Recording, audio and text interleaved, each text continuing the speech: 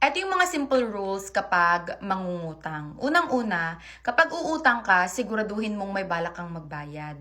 Pangalawa, kapag siningil ka, huwag ka magagalit. Hindi ikaw pa yung matapang, ikaw na nga nang hiram. Pangatlo, magtakda ng due date kung kailan magbabayad. And siguraduhin, sikapin na makakapagbayad dun sa araw na binigay mo. Kasi minsan, lalo na sa panahon ngayon, yung mga nagpapautang, nahihiya silang maningil. Sunod, unexpected things happen. Siyempre, may mga bagay na hindi naman natin kontrolado. So, kapag hindi ka makakapagbayad doon sa araw na binigay mo kung kailan ka magbabayad, makiusap.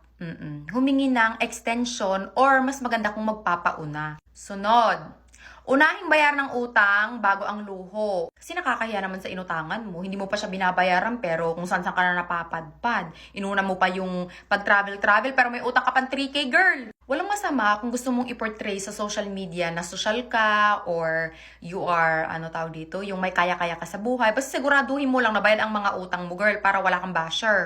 Actually, may magiging bashers ka pa naman. Pero yung mga inutangan mo na hindi mo binayaran, yun yung mga valid na bashers. Lastly, tsaka pinaka-importante sa lahat, magbayad ng utang para makaulit ka ulit. At tsaka, not saying na like ka na lang uutang at least try. Try to resolve your problems ng sariling sikap.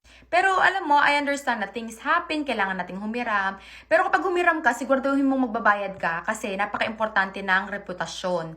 Pag nalaman ng ibang tao na hindi ka nagbabayad ng utang, hindi ka na makakaulit. Yun na yung magiging image mo. Ay, huwag mong papautangin yan. Umutang yan sa akin, hindi nagbayad. Communication is the key. Laging makikiusap. Hindi yung manggughost o kaya mambablock. Tapos kayo pagalit pag siningil kayo.